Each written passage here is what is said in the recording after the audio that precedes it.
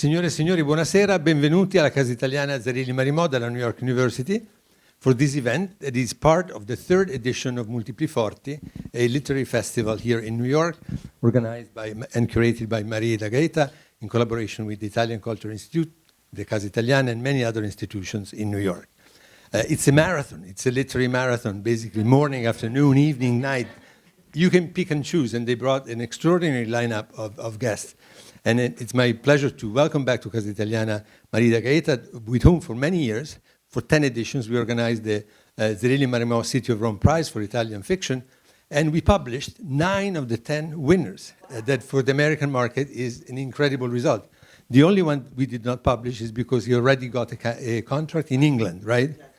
And so it's good. And Marita didn't give up after that, and basically with the institution of the Bridge Prize that comprehends fiction and non-fiction, she continued that experience, branching out to many other institutions here in America. So congratulations, Marita, for all you have accomplished in these years after. This evening we have a double bill. So there is the round table that we have now that is going to be followed by the screening of 2 episodes of the new fiction based on Elsa Morante's La Storia. But today, right now, we have a round table, and the title is Literature and Audiovisual Languages in Italy Today. It's a topic that is particularly dear to me. I teach a course on film adaptations based on novels. So the dialectic between the written text and the visual text is something that is very dear to me and that is very often talked about in this very room.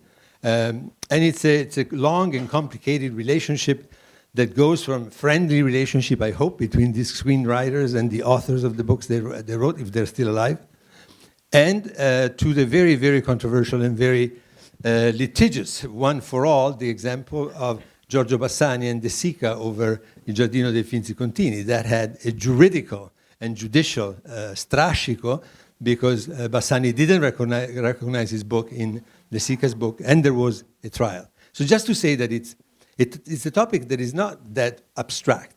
It's a topic that has very practical consequences. And this translation of the languages from one to the literary to the audiovisual, it's a very central key in the discourse of culture and of literature and the other arts in general. Without further ado, I would like to pass the microphone to my colleague, Eugenio Refini, who is going to moderate the roundtable together with Stefania Porcelli of CUNY. Just 2 words to introduce Eugenio. Last year he was appointed chair of the Department of Italian Studies here at New York University, the youngest chair of the department at New York University.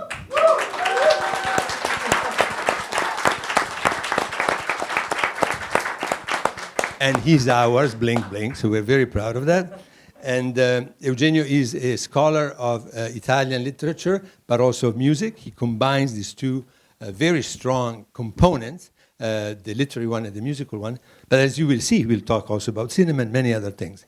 I have a personal debt of gratitude because since he has become chair, he has shown an incredible deal of cooperation and availability to the style of the Casa. That is to bring outside of the rooms of academia what we do here. Open up windows and doors so that there can be a dialogue, very much like the one we are having tonight.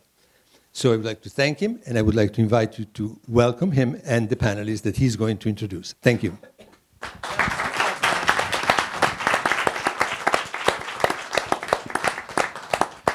Thank you very much, Stefano, for this kind introduction, and I would like to thank you in particular for hosting and having us here tonight. This is the second time that Multipli Forti comes down to Casa Italiana. The first year we weren't able to do it because NYU was still under a fairly strict sort of COVID closure. So now we can instead make it very easily, and we are very, very happy to be doing this. And this year, I think something which I'm very happy to stress is that the format of this event is really exploring new territories for Multipli Forti. We are including a new component, which is this discussion of the relationship between literature and the audiovisual languages, which primarily means, of course, film cinema and television, but of course can be expanded in many different directions. And we are very lucky to have tonight with us four protagonists in different ways of this relationship.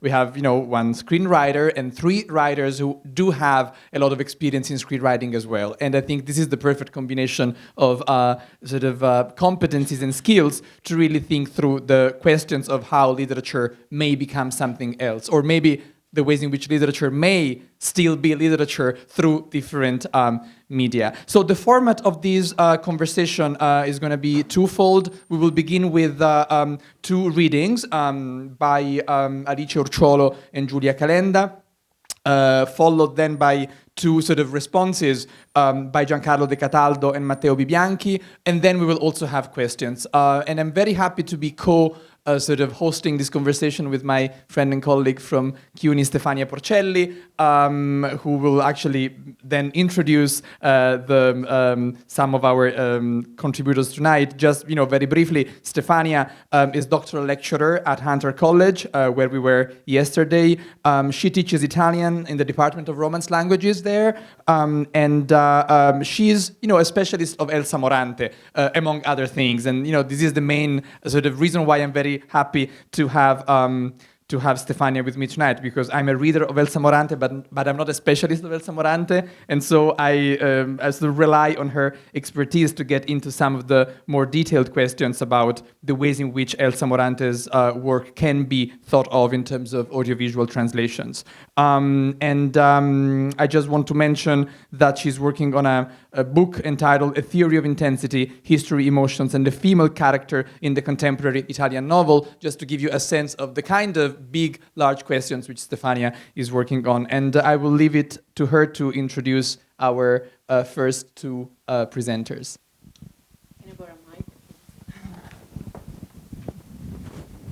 Well, thank you very much, Eugenio, for this kind introduction, and thank you everybody for being here. Thank you to the organizers of this, what promises to be a very stimulating and exciting event. I'm going to introduce our first speaker, who's going to be Alice, and then we'll have a second prepared speech, so to say, and then a conversation with responses and reactions. Alice Urciuolo is a writer and screenwriter. She's one of the authors of the popular series Scam Italia, Netflix, Team Vision, and Cross Productions, and is currently involved in other projects for international platforms. She was born in the province of Latina and lives in Rome. Adorazione is her debut novel, which was longlisted for the prestigious Strega Prize in 2021, and was among the finalists for the Viareggio Repaci Award, the Pop Award, the Flaiano Award, and the John Fanter First Work Award. So I thought her title was going to be Stories and Screen, but I think it's The Age of Abundance and Caution. Yeah. Thank you.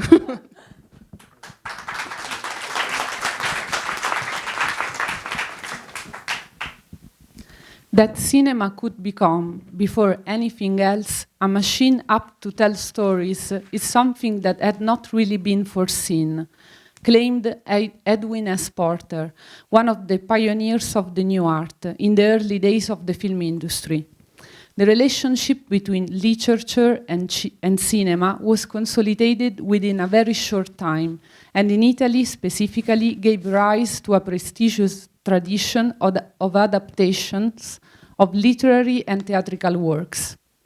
Italy in the 50s and the 60s was a country where illiteracy was still widespread, and the percentage of readers was, for well-known historical reasons, much lower than in countries such as England or Germany.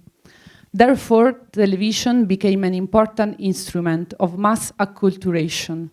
In the sphere of RAI productions, which at the time had no competitors or need to sustain itself with advertising, a specifically Italian type of fiction was born and called sceneggiato, TV adaptation, or even teleromanzo, serialized television novel. since a good part of the productions were adaptations of literary works, Italian and foreign, contemporary and from the past. Of course, there are numerous adaptations in cinema as well, and it is certainly not possible to address this topic here as it would deserve. However, I think it's important to mention just one example, that of Luchino Visconti and his Il Gattopardo, 1963, from Tommasi di Lampedusa's novel, perhaps the most admired and studied adaptation of an Italian novel for the cinema. There were also many writers in the Italian tradition who shifted between the camera, such as the well-known case of Pierpaolo Pasolini, who often adapted in innovative and highly personal forms classics of literature, and by literature he meant the space from the Gospels to Sade. This tradition continues to this day, and here at least Niccolò Ammaniti should be mentioned, and we should stress one peculiar aspect. This author was already well known in the 90s, and in 1998 he wrote the screenplay of L'ultimo Capodanno, an adaptation of one of his short stories. However, he waited 20 years to go behind the camera. His first series, Il Miracolo, of which he co-authored the original screenplay, comes out in 2018, and the second, Anna, based on his novel of the same title, comes out in 2021. These two series were produced by Sky, which had broken the Rai Mediaset duopoly of TV drama with Romanzo Criminale and Gomorra.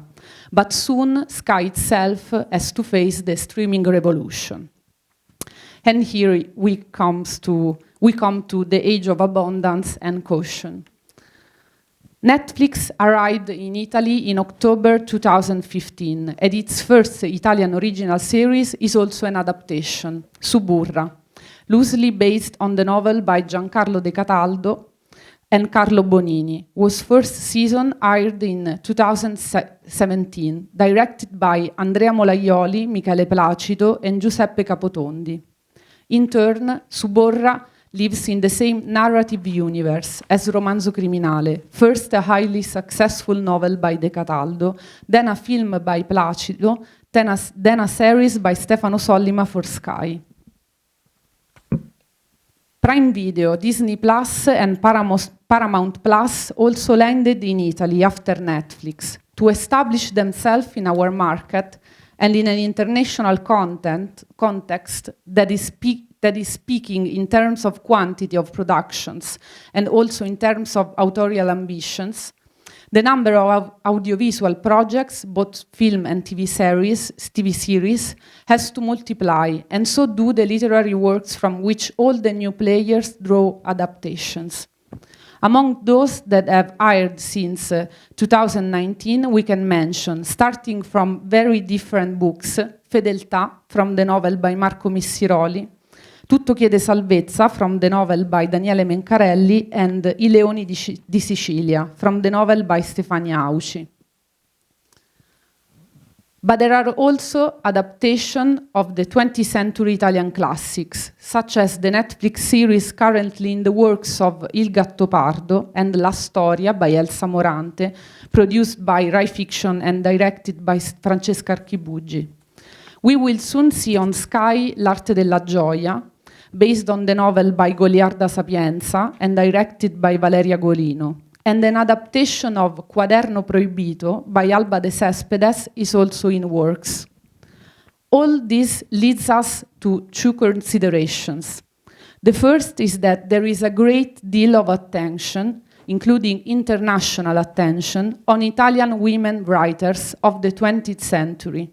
And here, of course, a strong impetus has been given by the worldwide success of Elena Ferrante, both in the form of her novels and the TV series, with L'Amica Geniale, produced by Rai and HBO.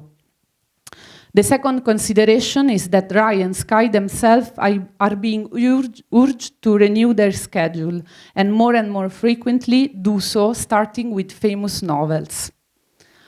As Gianluigi Simonetti remarks in Caccia allo strega, adaptations of novels that were shortlisted for the most important Italian prize have recently increased a lot, whereas in the last 2 decades of the 20th century, only 2 Strega prizes have been turned into films.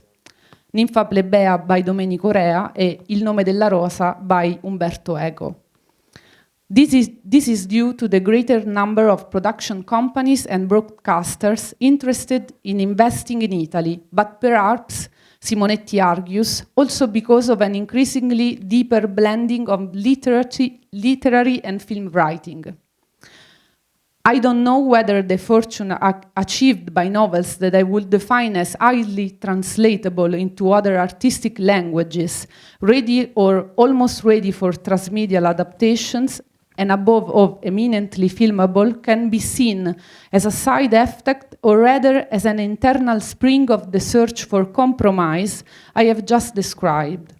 It is not clear to what extent they are influenced by the audiovisual syntax, rhythm, and emotionality, and to what extent they are instead taught and written to become a film or a series. At a time in history when readership is at best stable and audiovisual products have more and more viewers, adapting a literary work is also a way to introduce a novel to a possible new audience and give it a second life. Moreover, for a living and working author, to the heirs of a deceased author, this production, often designed for an international audience, clearly have a significant economic interest.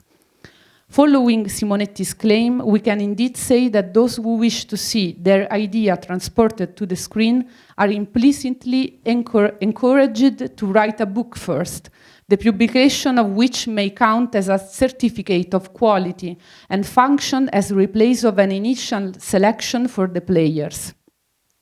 At the same time, after about 7 years in which the audiovisual field in Italy grew exponentially, we are also witnessing in our country a decline in the market and a decrease in investments.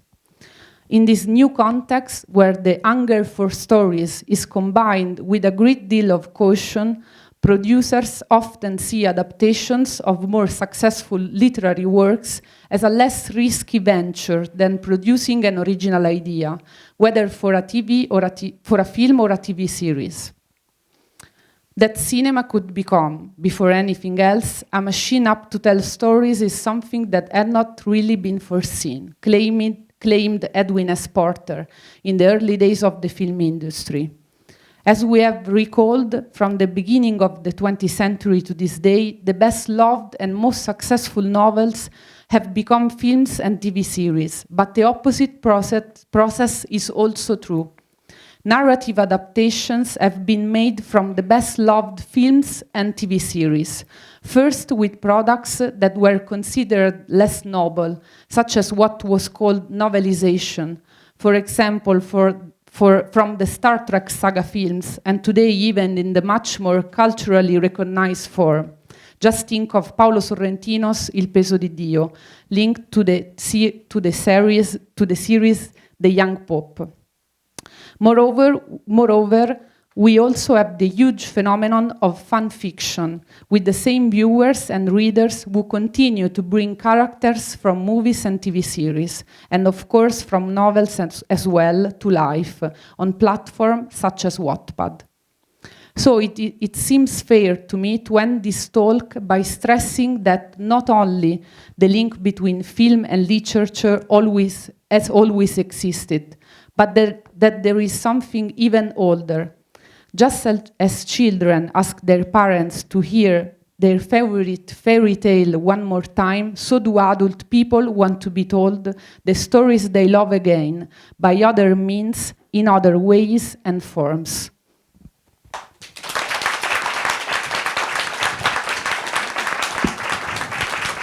Wonderful. Thank you so Thank much. you. Thank you for giving us this rich reflection about the relationship between literature and cinema and TV, which is not by no means unidirectional, but mutual and even circular in a way. And you also touch upon the idea of translatability between the media, and you gave us a glimpse into how the market works. I'm sure there'll be a lot of discussion about all this. Thank you so much. I'm going to introduce now our second speaker, Giulia Calenda, just to let you know, we're keeping the introductions really, really short. I mean, because they could have been much longer than this. So Giulia Calenda has written, among other things, the story and screenplay of Cristina Comencini's films Il più bel giorno della mia vita and La bestia nel cuore. The first one winner of the Golden Globe and the Nastro d'Argento for Best Screenplay, and the second one nominated for an Oscar as Best Foreign Film. For television, among other things, she wrote Squadra Antimafia for Canale 5, Di padre in figlia, Prima di noi, directed by Daniele Lucchetti and Valia Santella, and produced by Rai Fiction, and Petra 1, 2, and 3, which is in production, all Sky original series directed by Maria Sole Tognazzi. And of course, La Storia, adapted from Elsa Morante's novel, of which we'll watch 2 episodes tonight.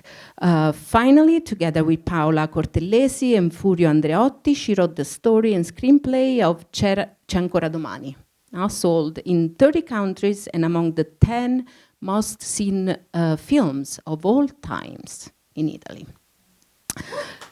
Yes. So thank you. Thank you, Giulia. And your talk is entitled, Is it better to adapt or invent?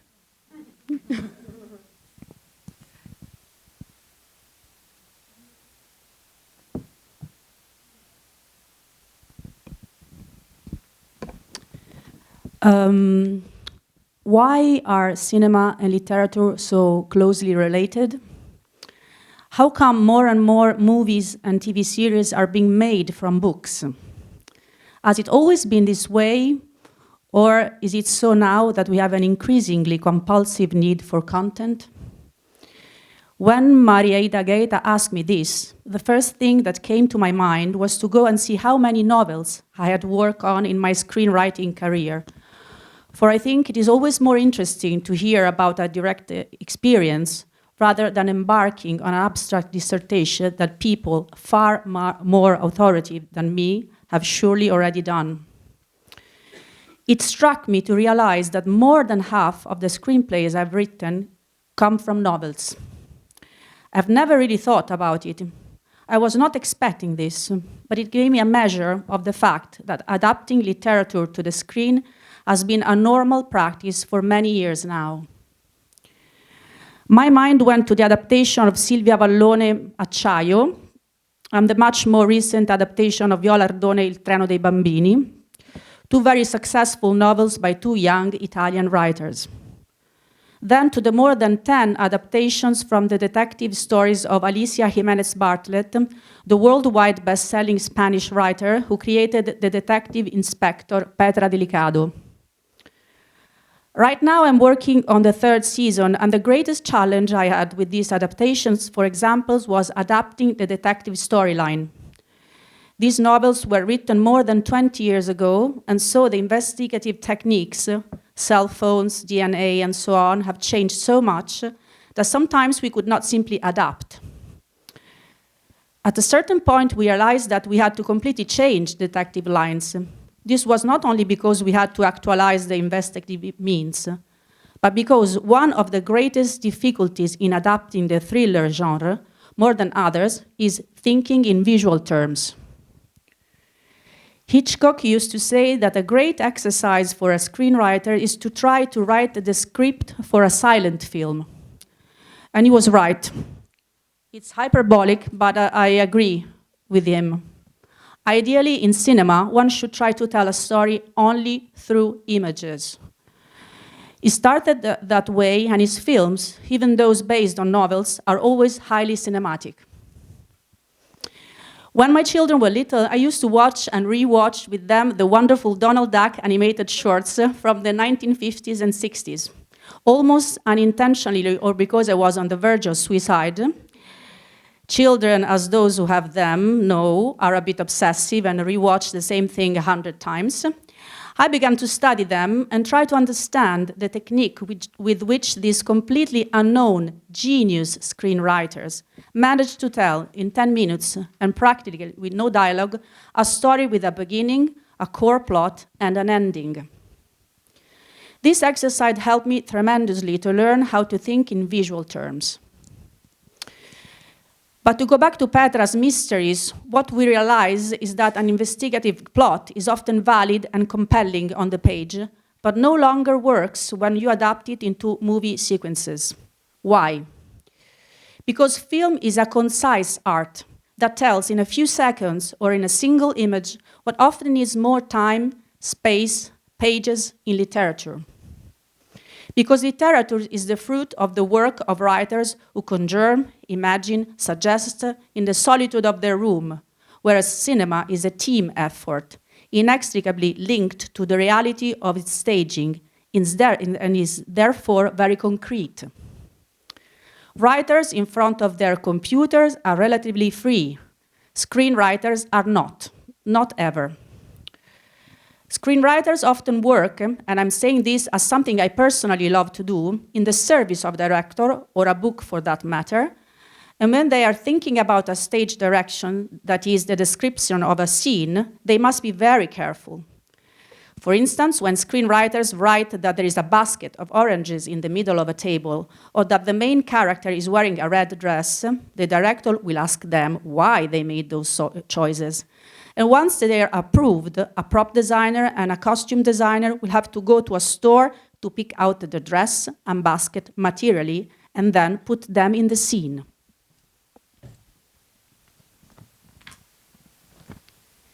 This is to say that nothing is random in a script, and not only for stage directions and staging, but also in terms of dialogue, which should always be meaningful with respect to the evolution of the characters or the story.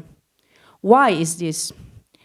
Because screenwriters usually have a very short time to tell a story, and therefore everything must be meaningful. Everything is needed.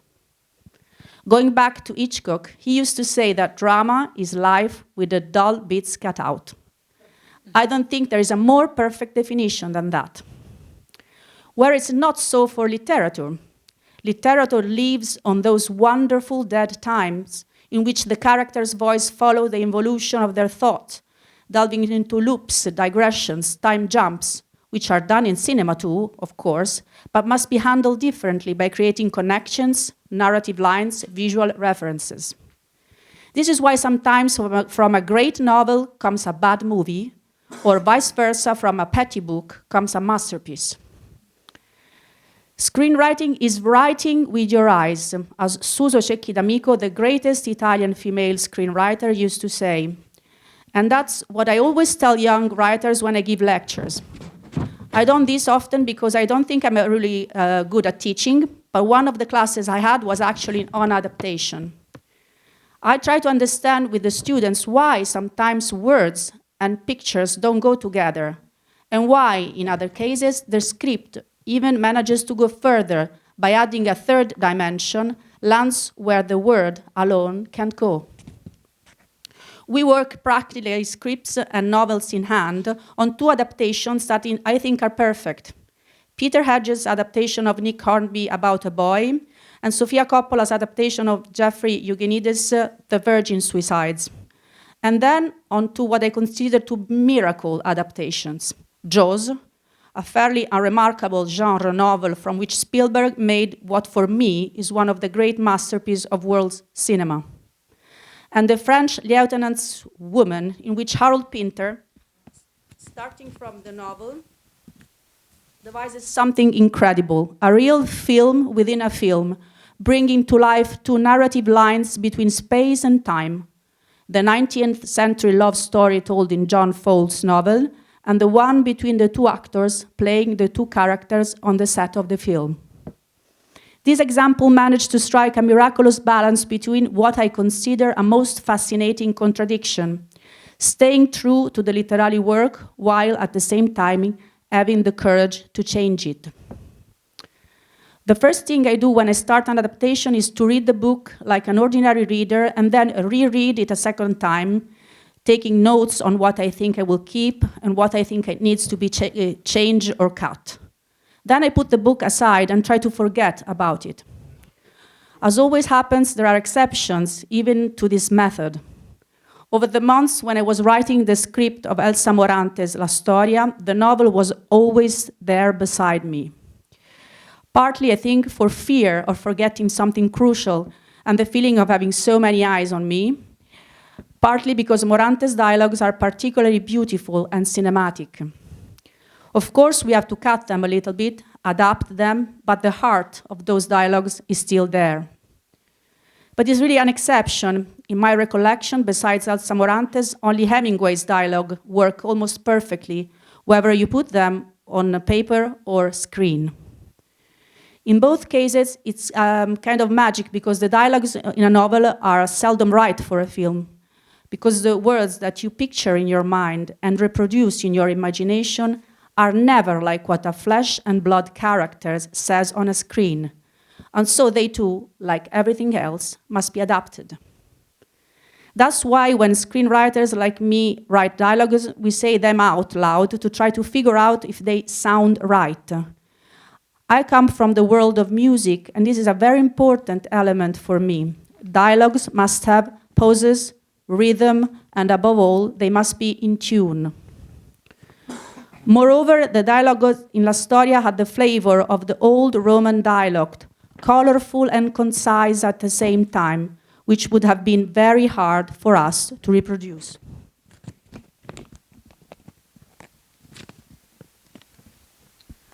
For a variety of reasons, I recently had to put my bookshelves in order.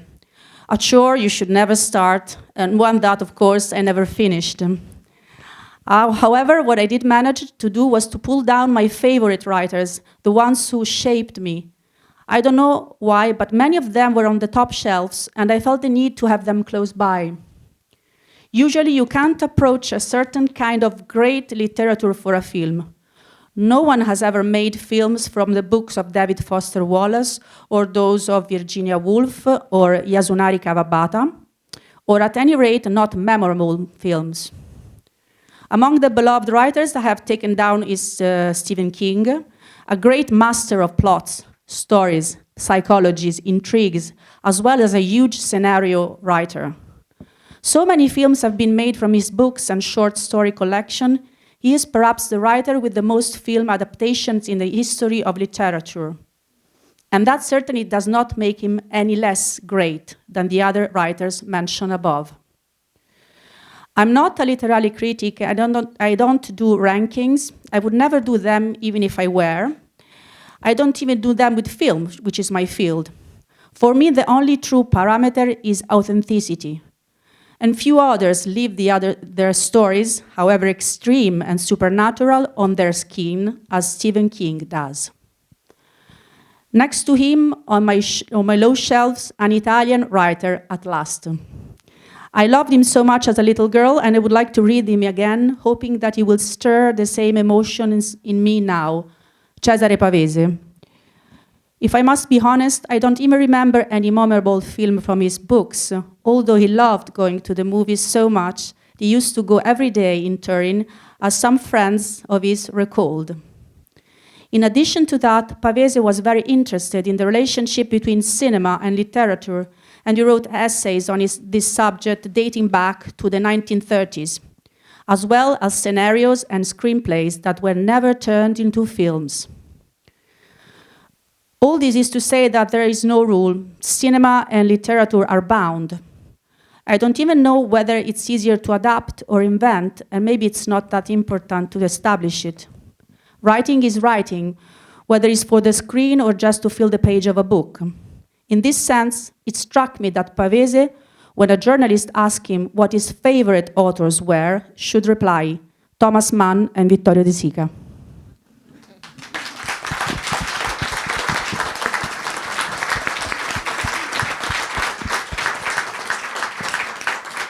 Thank you, Giulia, for sharing with us the way you approach, for everything you said, but especially for sharing with us the way you approach the writing process.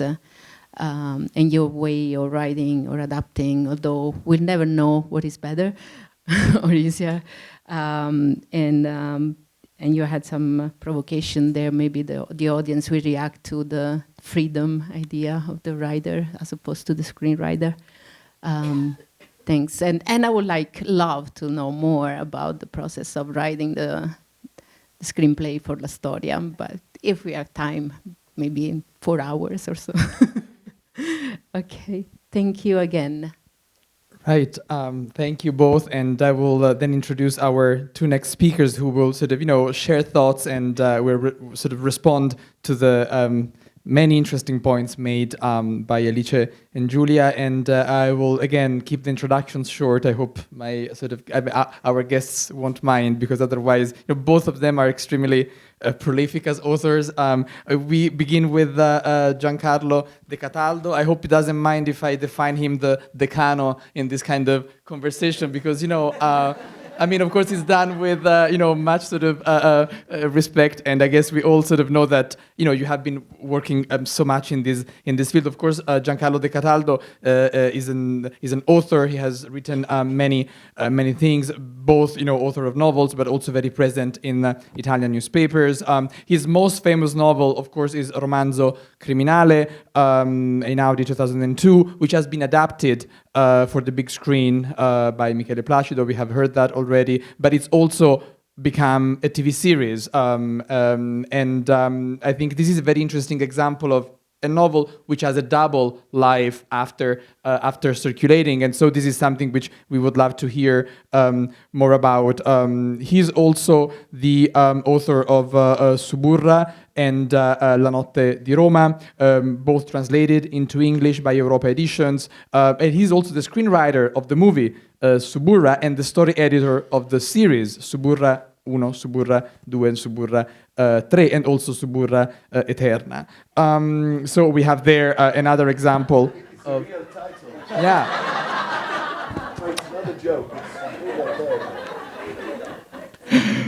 And then, of course, he is the author of many crime and historical novels, building on his, 40 years experience as a criminal judge. So that's another perspective which he brings to the conversation.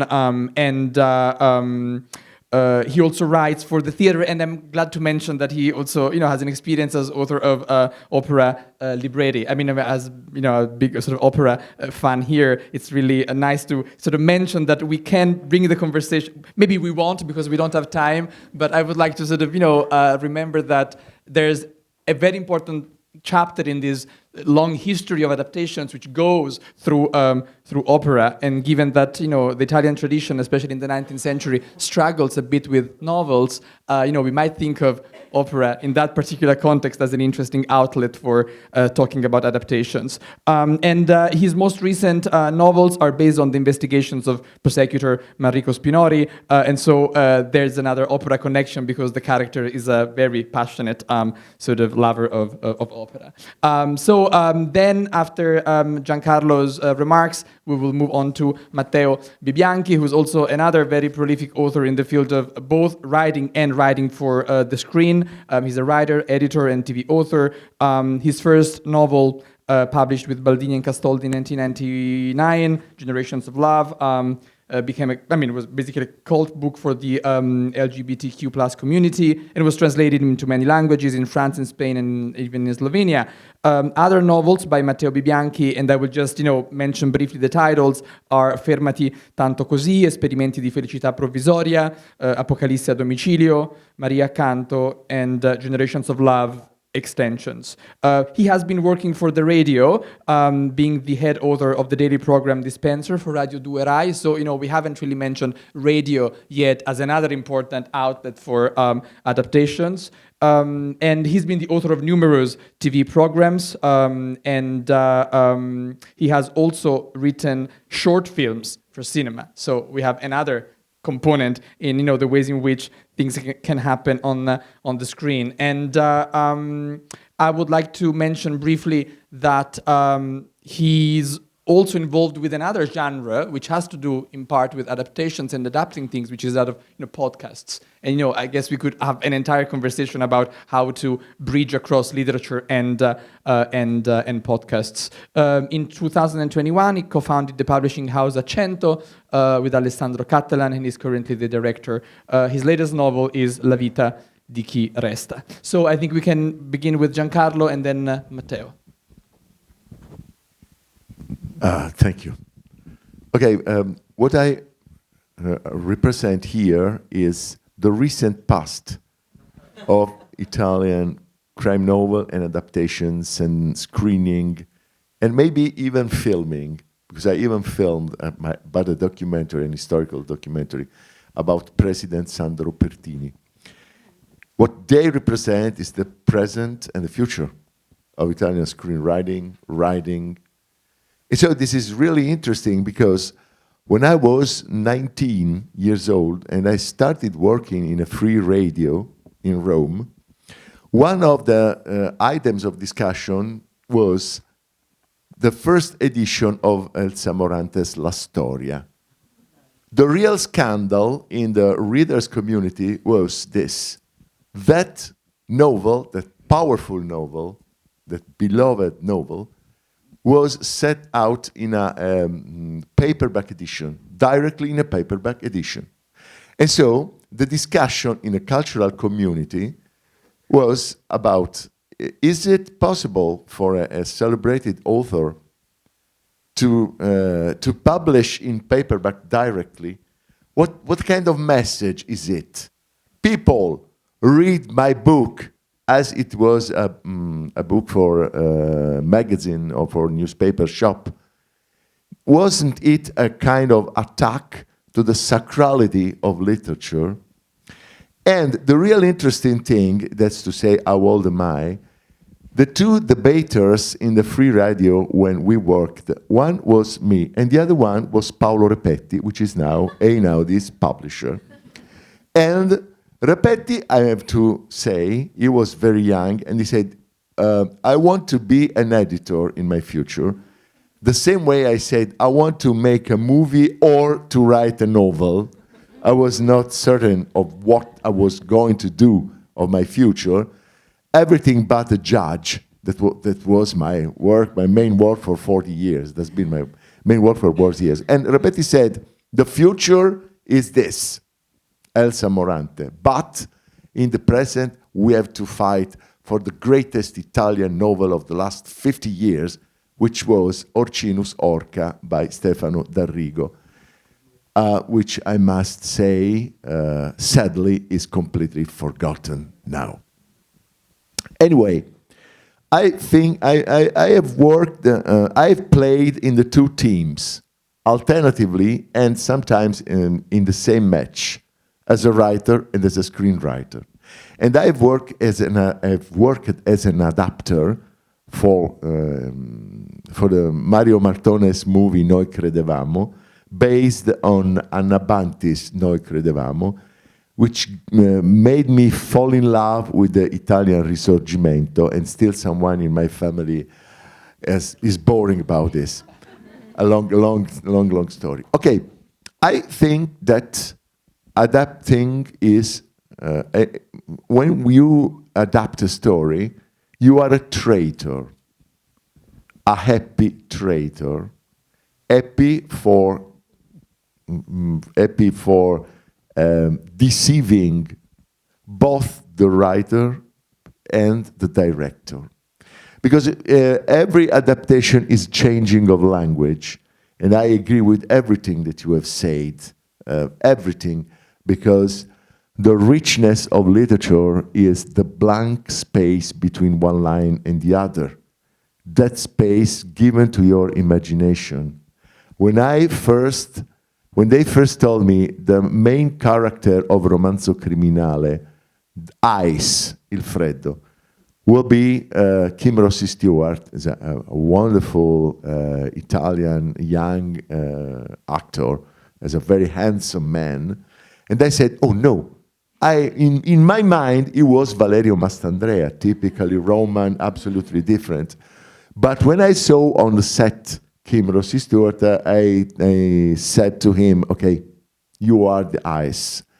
Some years ago, I met Valerio Mastandrea. He was very, very menacing to me, threatening to me. He said, you killed me in my heart because I wanted to be Il Freddo. And I said, you are right, my friend, you're right.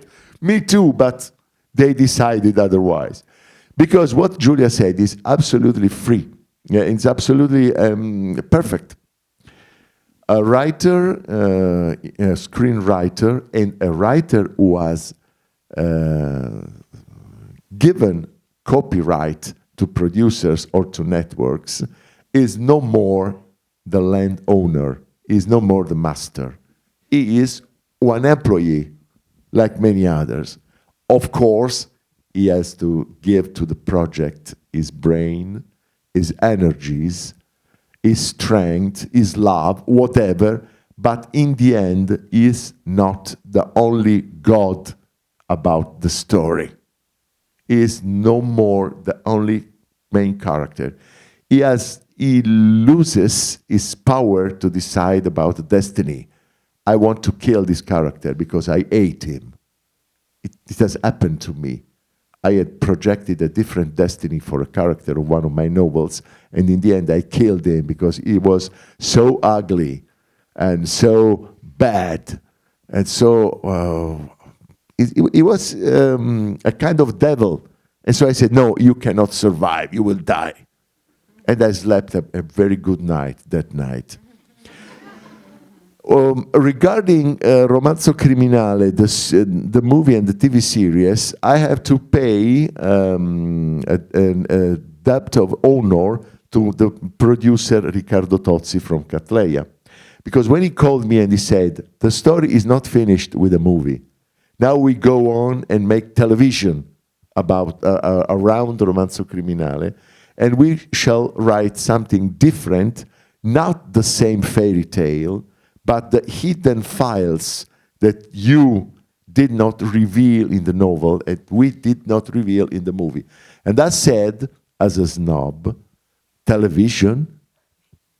Why make television? We have the movie.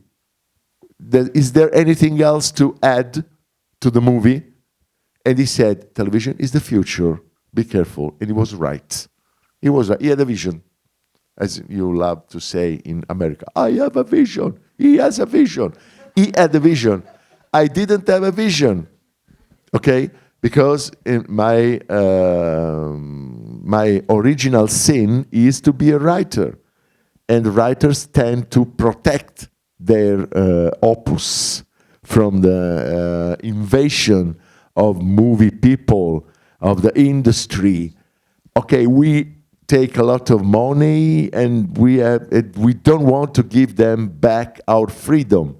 But that's the story, folks. If you sell your copyright, you sell your freedom. And you have to decide, am I a happy traitor, a happy deceiver, or am I a jealous man? If I am a jealous man, it's better for me to sell and to go away. Never use anything of your strength and of your decision in this adventure. But if you decide to be in, if you're not out, your hands are no more clean. My hands are no more clean. I am at the same time the father of Romanzo Criminale, the father of the movie, the father of Suburra. Suburra has two fathers, me and Carlo Bonini. And we both are the fathers of Netflix adaptation of Suburra, and so on, and so on, and so on. And I am happy to say that a TV series adaptation of a long novel is closer to the original spirit than a movie, because it gives you that space that Giulia said before, and that it's not the case if many of the books that you have quoted before are very long sagas, how can I say, exploitation of writing, sometimes exaggerations. And the real thing is that when you have a good novel or a novel from which the producers smell the touch of success, it helps you in your career, in your future, in your writing, and in your making money, because don't forget that we're talking about industry. But this is the last thing that I say. When we talk about the industry and someone says, but you are a kind of merchant, where is the spirit of a writer who's suffering in the close, in this darkened room, who is torturing himself to decide what's the right word, the right adjective?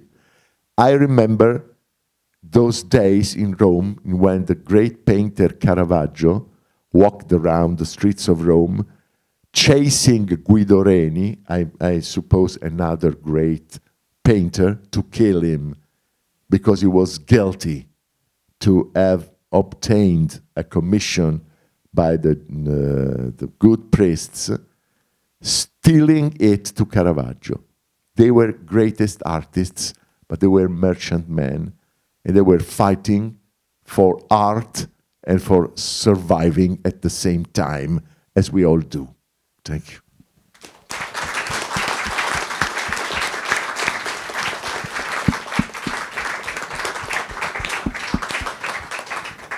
I just have to say that each one of my novels has been sold to film production to be made into movie, and not one of them has ever been made into a movie. So I'm the wrong person to stay on this stage. I guess this is a kind of a Guinness World Record. But since 1 year and a half, I work as a consultant for a film company, try to understand from the other side what happened to my novels. And I realized that nowadays, I guess the market is completely different, because the streaming companies are the main, non mi viene la parola interlocutore, interlocutors, ok. Mi sembrava troppo simile all'italiano. So what I've learned about meeting these companies now is that almost one of the first things that they ask you when you talk about a new project is this taken from a novel? And I think that the idea that there is a novel at the base of this any new project is a kind of reassuring for them. It's a kind of it's the proof that already a work has been done. There are readers, and it's safer for them in a way. And also, this is the reason why many companies buy the rights to several novels, because they have kind of a roster of projects. Because every time you go to meet these companies, they have requests, and maybe they want to work on young adults, or the next time they want to work on crimes, and you have to have a project for them to give them. So I guess the request of these new interlocutors are changing the market very much. And the reason why a lot of novels are taken into consideration is because it's a way to get your attention from these interlocutors. Adesso che ho imparato la parola la uso sempre. And I think that this is a complete new set since confronted to some years ago. Okay. Thank you very much, Matteo.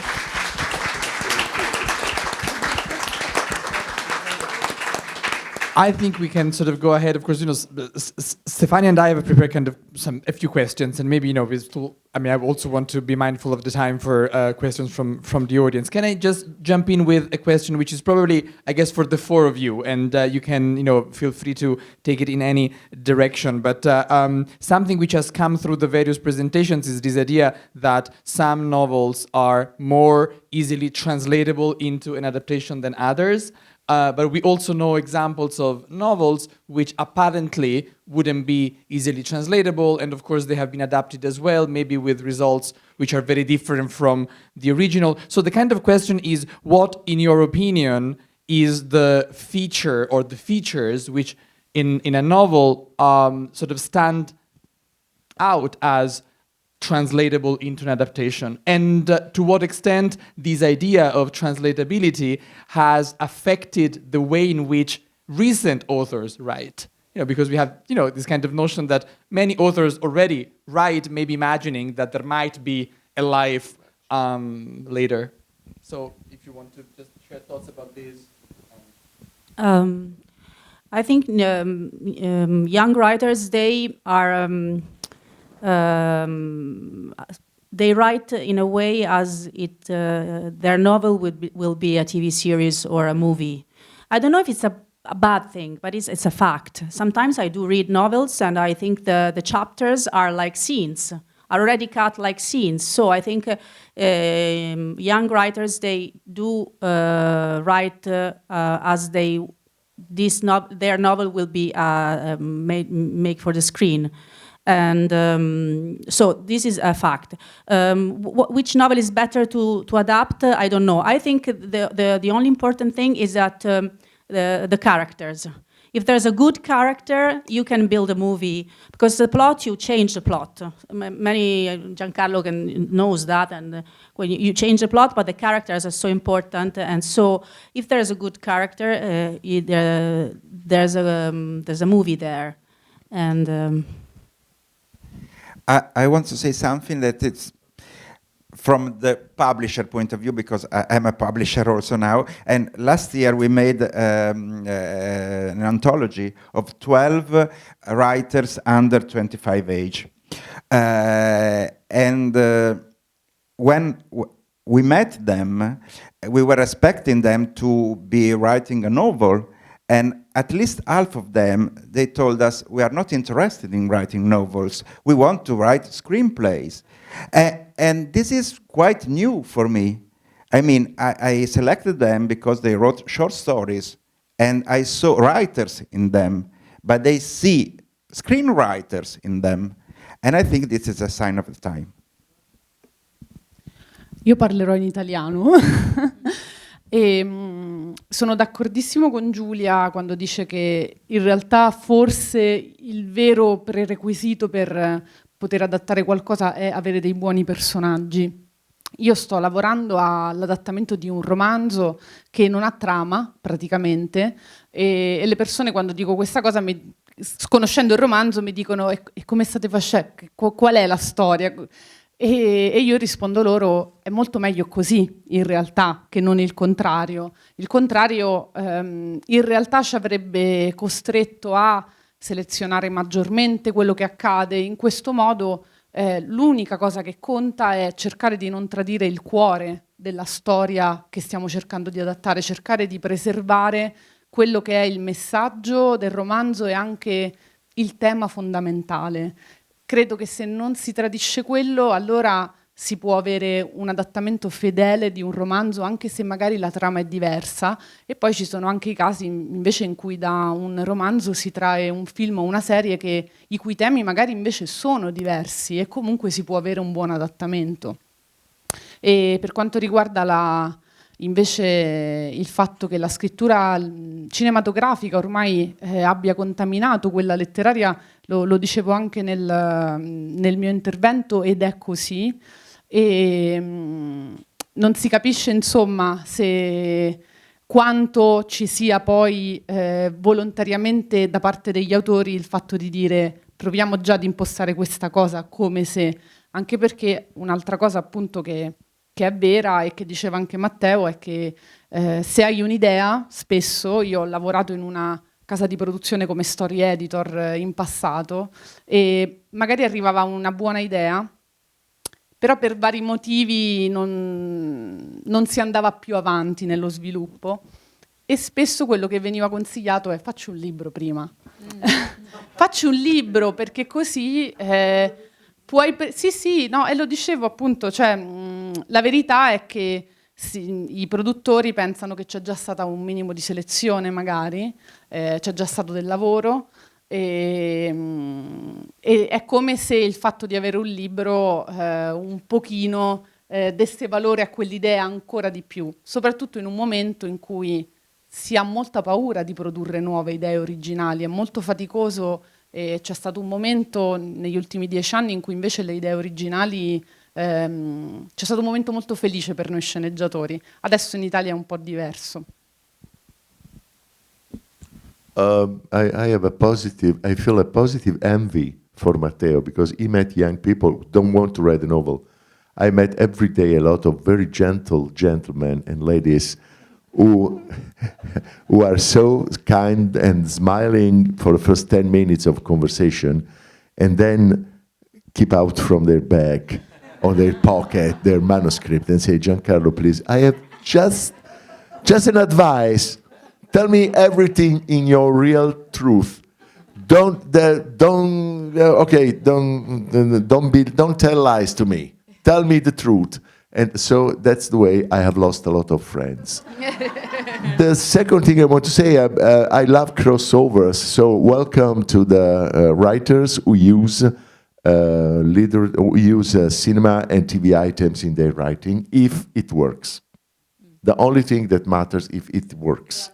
If it gives you emotion, if it is well written, if it has a story, if it has characters, and whatever. Regarding what makes the success of a movie, how do you decide if a book should be turned in a movie? I remember Somerset Maugham used to say there are 3 ingredients who decide the success of any kind of literary or painting or any kind of opera. Unfortunately, nobody has discovered them.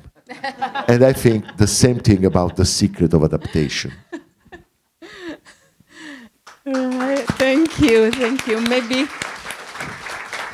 is this on? Maybe we turn to the floor now. I just wanted to say that maybe we'll, the idea of traditore comes back here in the adaptation. And just a brief comment. Elsa Morante would be a very jealous author, because she wanted to control and decide on any aspect of the novels she published. She, you thought about Bassani before. Mm-hmm. One of my great masters in writing and screenwriting was Ugo Pirro. Ugo Pirro won an Academy Award for the screenwriting of Il Giardino dei Finzi Contini. And Il Giardino dei Finzi Contini was for the second year after Indagine su un cittadino, Al di sopra di ogni sospetto, by Elio Petri, even written by Ugo Pirro, gained the same prize. 2 movies, one on literary origin, one on original screenwriting, who win in 1971 and 1972, if I'm not wrong. And Ugo Pirro said, Bassani should say, thank you, Ugo, because you gave me worldwide fame. That's true.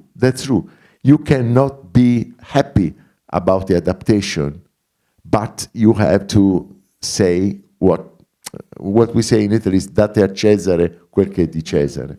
Right. Thank you. No. I just wanted to mention that the jealousy was very strong in Morante, and she gave permission to adapt La Storia only to Comencini, and that's maybe something you can comment on later. That was a mini series actually, because it was a movie in 3 parts, so kind of anticipating the times. I must say I haven't seen it for many reasons.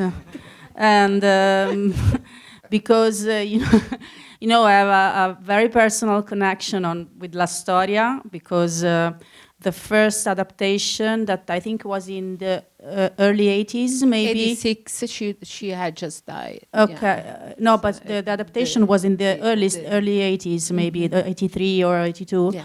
and it was written by my mother and directed by my grandfather. So it was when they called me to propose to write La Storia a couple of years ago. I said, well, it's really difficult, really difficult, I must say, because it's such a legacy, you know, and you try to forget this all your life, and then they drop you there, and they say, come on, you have to write La Storia again. And so it was a very difficult choice, but then Francesco Piccolo told me, no, come on, Giulia, just do it, dai, it's okay, dai. No panic.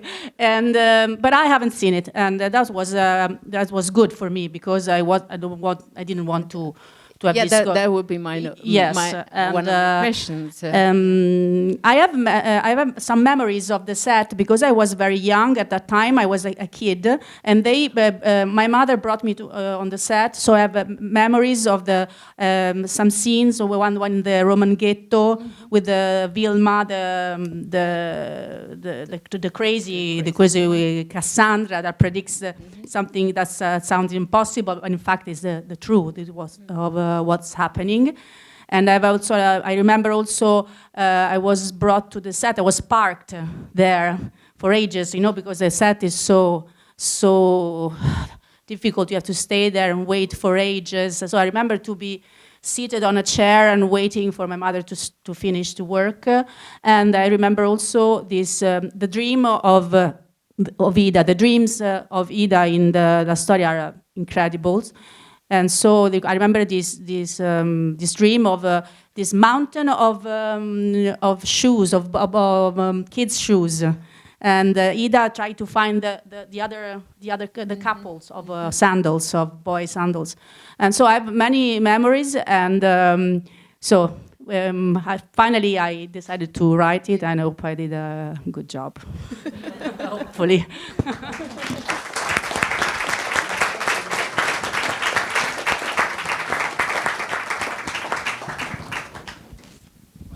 I think, yes, we will have a mic. This mic circulate. Thank you very much. Thank you, everyone. I love television, so this panel is probably my favorite. Sorry. But I love television so much. I teach television here in New York, so I have so many questions, but I'm going just for one to Alice, maybe. Because talking about adaptation, I would like to try to consider sometimes also education, so teaching television as a form of adaptation, because you criticize television, you do critiques, you ask people to interpret that kind of thing. And I taught Scam Italia, for example, to my students, and it was very interesting to see how young people, like talking about 17, 18 years old, were watching Scam Italia, not knowing nothing about Italy because they were Americans, and learning Italian from there. So I would like to know what do you think of like teaching television, in the sense, what do you think of learning from television? What was the thing that you work on and study when you were preparing yourself to become a screenwriter also? And if you consider like criticizing television as a new way to interpret and adapt this kind of work, or if you get angry when someone comments on that. Allora, se ho capito bene, la domanda è anche su come io mi sono preparata a... in realtà io non avevo pressoché alcun interesse nei confronti della televisione fino ai 21 anni. Leggevo tantissimi romanzi, volevo scrivere romanzi, però mi ero accorta che non sapevo fare delle cose molto pratiche, artigianali, come costruire una trama, i dialoghi, che sono cose che quando invece magari si vuole scrivere un romanzo non sono necessarie intanto. Io volevo fare dei romanzi che però invece avessero queste cose e spesso nei corsi di scrittura narrativa non ti insegnano, non si parte dalla trama, ecco. Quindi mi sono iscritta a un corso di scrittura cinematografica solo per imparare questi strumenti e invece lì mi sono innamorata completamente e da lì io ho imparato tantissimo guardando gli altri e facendo delle cose, diciamo, non da sceneggiatrice per molti anni, perché appunto ho lavorato come story editor e ho lavorato come story editor su Scam e ho seguito il farsi di questa serie per le prime 2 stagioni e poi la terza ho cominciato a scriverla. E la cosa bella è stata che, insomma, mentre poi nel frattempo scrivevo Adorazione, il mio primo romanzo, era un lavoro molto solitario, mentre scrivere per il cinema è un lavoro che si fa insieme ad altre persone. E io quando, insomma, Scam ha avuto un successo che diciamo maggiore di qualsiasi altra cosa che io abbia scritto per la televisione, e la cosa bella è che gli spettatori sono tutti talmente innamorati poi di quella cosa che diventano tutti dei piccoli critici, quindi ho letto tantissimi commenti su, come sarà successo anche appunto a Suburra e tutte le cose di De Cataldo. No, io non sono, diciamo, forse anche non mi metto lì a leggere qualsiasi cosa che esce. Diciamo che per me il punto è se io sento che ho fatto un buon lavoro, sì, ok, poi magari la cosa non va benissimo come posso sperare, però mi sento piuttosto tranquilla con me stessa. Se sento che c'è qualcosa che non è andato e che io potevo fare meglio, allora lì, insomma, però ecco, credo, anzi, in realtà in Italia più che altro a volte è difficile che ci siano delle critiche. Mi sembra che il giornalismo spesso sia un po' ecumenico, insomma, cioè nel senso su qualsiasi cosa magari non si va davvero tanto in profondità ed è sempre bello invece per me quando leggo delle critiche che sono veramente acute, che vanno un po' al di là della mera superficie e che riescono anche a fare una riflessione su come si colloca quel prodotto rispetto alla produzione italiana e quello che sta succedendo. Prego.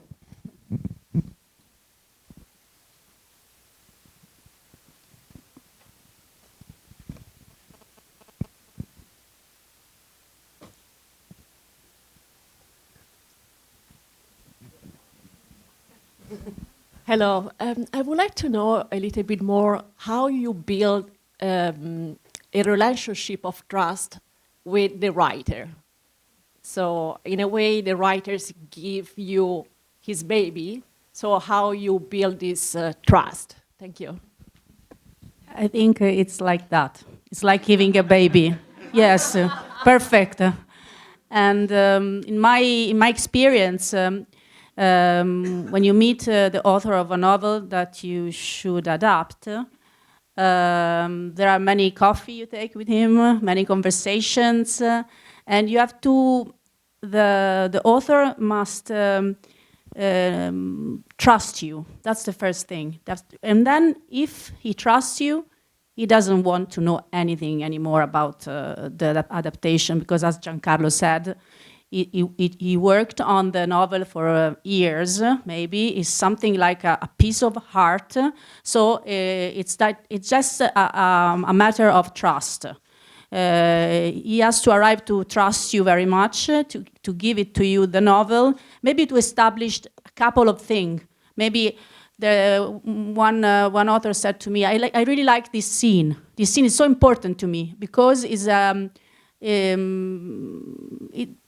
I want this scene in the adaptation, okay? Or I would like this character to have this characteristic. Please don't change it. But these, in my experience, are the only thing they ask me. Then they don't want to know anything, and then they want to maybe to read the screenplay before shooting, and then to watch the film at the end. I would like to add, I try to speak in English because you are in English. No, okay. We try as well. I am a screenwriter and a writer, and my first book, Adorazione, it's been adapted and for a TV series, and I decided not to write it. So I really resonated with the words of Giancarlo. I decided it, and I decided it while I was adapting other novels from other people, writers, and it was a very hard decision because at the beginning I tried to do it, and by the way, this book it's a book that from people in the literary field in Italy, they say that there's a lot of plot in this book. There are a lot of dialogues, and people from the cinema instead said nothing happens here. We don't know what to do. We need to add a lot of things. In my opinion, because I was the writer, we can just take the page and translate it from to the screen. But that's because I was too involved, and I realized that I couldn't do it. So I decided to let it become something else, and let other people work on it.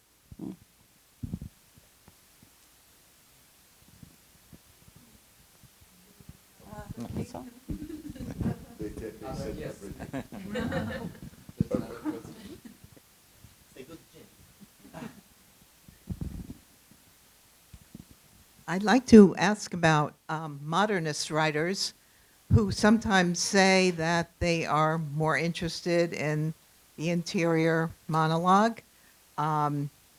Joyce famously said he was not interested in go-ahead plot.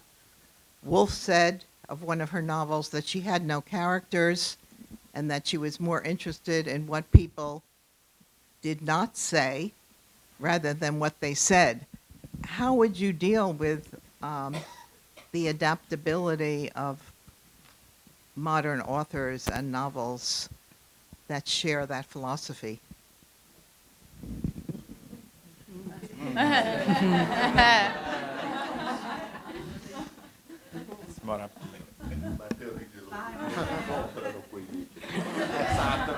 Well, I would never have the courage to adapt any Virginia Woolf's novel, and I don't know, as I said, this kind of literature is really difficult to translate to the screen. I have no examples of that. Maybe you can...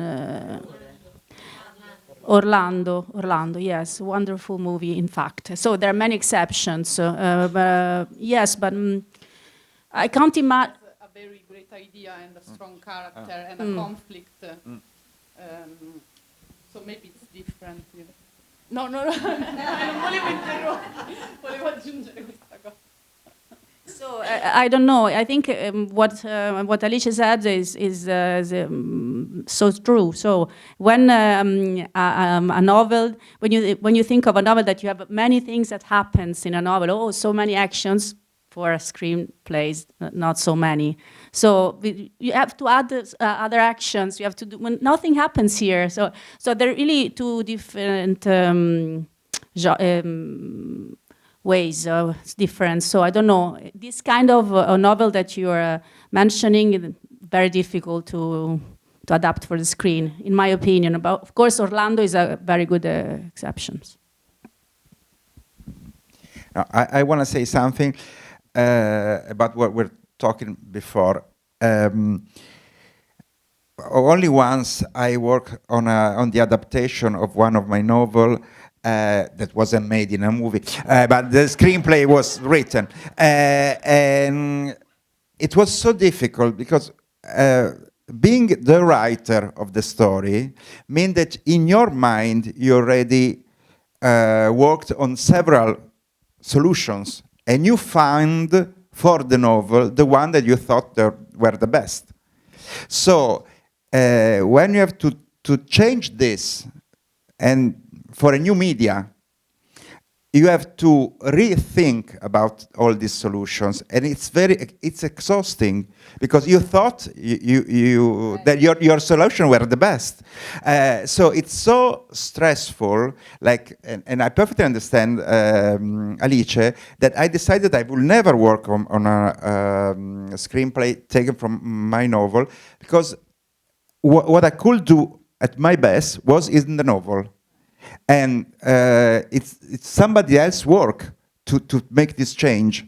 It's a way of, they betray, in a way, what I did, but it's their job to betray. Because I thought for a medium, and they're thinking for another medium, so it's a different job, really. There's another example is the zone of interest. The zone of interest, the book is a philosophy book. Completely, and the director completely changed it. So this is the only way. If you start from a book like that, you have to take like kind of a spark, and then do something completely different.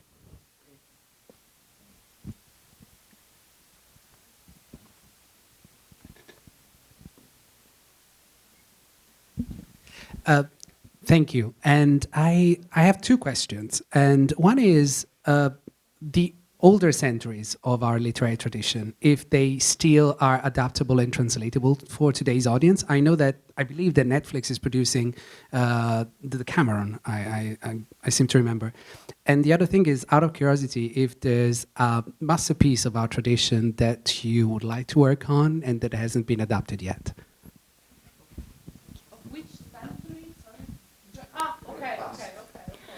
I'm now working on the Promessi Sposi. So, we very big challenge, but because we study in Italy, we study this book at school, and we sort of hate it, and so we have to. All of us has to start all over again. Try to read it with new eyes and with new ideas, and there's a big challenge. I will tell you if it succeeds. I think that a lot of our masterpieces from the past are very highly translatable. The problem is that they are very expensive for productions. That's the problem. Often that is the only problem, because another thing, when you propose a story to the productions or the broadcasters, they say no period, because they know that they will a period will cost a lot of money. But we have exceptions, luckily. Period. Yeah. Yes. Only period. Yeah, that's true. Yeah. And they only wanted teen movies a few years ago. Now they don't want teen movies anymore. It flows.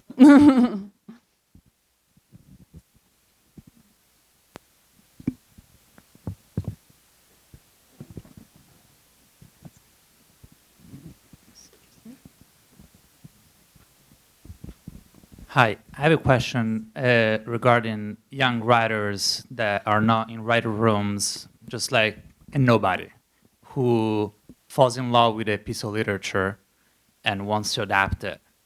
And so what would be your piece of advice to this person? Like, would you try to adapt it and then find a production company and see if they're interested in optioning the rights? Or would you do a research, and if this book is not very famous, maybe you can option the rights yourself and then write right away something? And then what would you say to someone like this to do in a situation like this? Che cosa si deve adattare un classico della letteratura, che cosa faresti, cosa le consiglieresti? Stai traducendo, cioè adattando I Promessi Sposi più di te?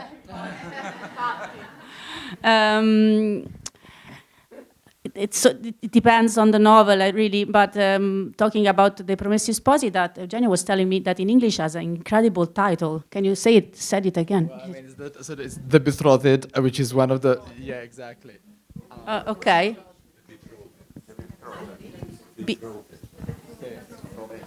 What does doesn't sound what? Okay. Betrothed. Okay. You have to. What I do is look at the book with different eyes. I don't know. You have to with a fresh eyes, because when you like a novel, it doesn't mean that it could be a good movie. Maybe it should stay as a novel. So you have to try what I wrote in my speech to think in visual terms. And change it, and keep the essence of it, but have the courage also to change it. And with the Promessi Sposi, I can say this other title. It's exactly what we did. And we found out that it's an action. The Promessi Sposi that was so boring when we were at school is as an action. Everything happens there, and also there is the story of the story. These two young that should getting married, and then they're being separated and have to reunited. So it's an incredible crime also, because the villain are incredibly bad. So I try to look at it as it was a kind of new Gomorrah in a way. So that was my new look on this novel that was supposed to be a classic, very. So it's the only advice I can give you, to look at it with new eyes. If I can add something, advice to a young writer. There are a lot of manuals. There's a lot of literature about screenwriting that can give you a lot of rules.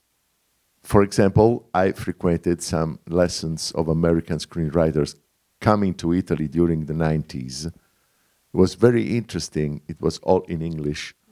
And it was really interesting because I discovered some knowledge that I was not aware of having, thanks to the clear explanation of rules, basic rules of screenwriting that those people gave to me. That's the first step. The second step is, after you have learned the rules, to forget them, and start on your own with your fantasy or imagination and whatever. But rules give you the chance to use a common language to all people working in this sector. So if you manage that language, you have a weapon for your future, for your way of writing, even for writing books.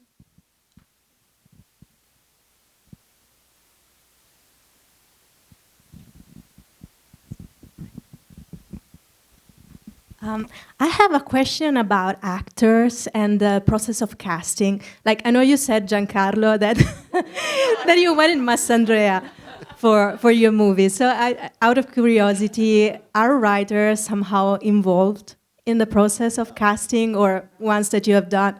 Never. Okay, not at all. You cannot even give your preferences? No. You know, I can give all the preferences of the world. You don't listen to it. I can organize a wonderful dinners. I can spend a weekend with producers and directors. They are so kind, so gentle, and in the end, they absolutely ignore what I say or what I think.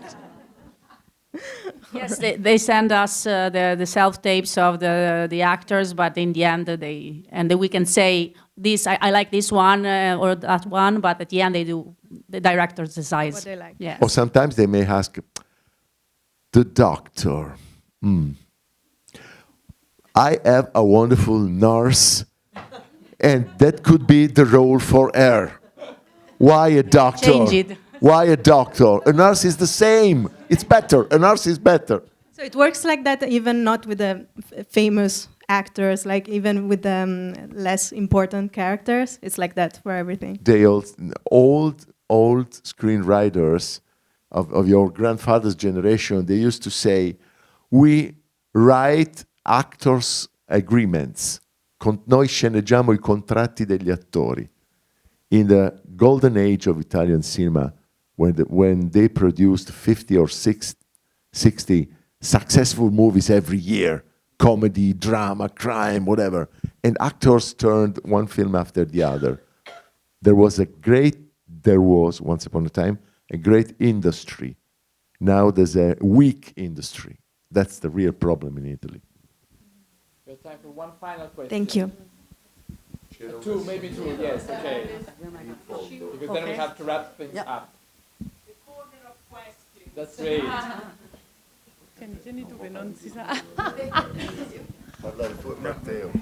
How important are newsreels and earlier documentary projects to what feeds writing today that is not only the published book, but is obviously what is seen on screen and or on television?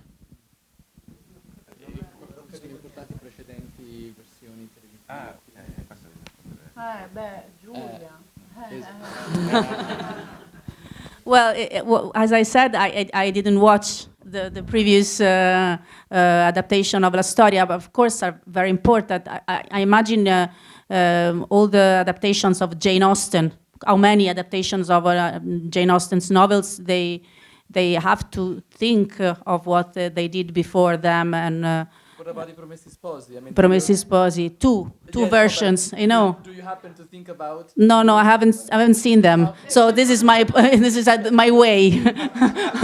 But this is my way. But I know it's a good one.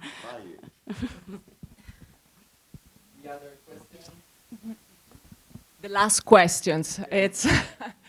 My question is this. You know that for 7 months in the United States, the screenwriters had a big, strong strike because of their rights and in many other aspects of your job. So I'm curious about your perspective from Italy about this position and, in case what you think about that, it was the right thing, it was not, and many people lost their job here. So, an opinion from you. Thank you.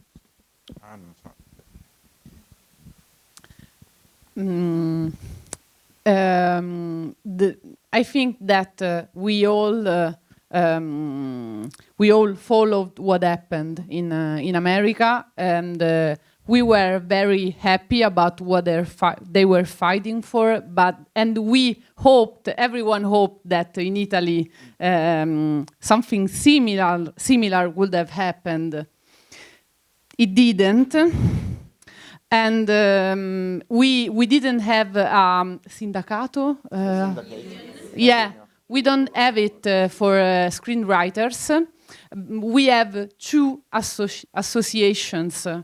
Which are the Centautori and the Writers Guild Italia. But the Writers Guild Italia is not like the Writers Guild of America. And the two associations after the strike in America united in one. We are trying to have a contratto nazionale. Yeah, national contract, and we didn't have any. We also didn't have any contributions when we were paid for our retirement, and it's something that happened a few years ago. I didn't know about that. I didn't know that this was the consequence of a fight these two associations had. We have a lot to do in Italy about. So Italy is a country of individuals. Yeah. We never stand together. I don't know why, but it's so difficult. And Americans are the opposite. When they stand together, when they strike all together. In Italy, I don't think this will never be possible because really different. Don't know what is your idea about that.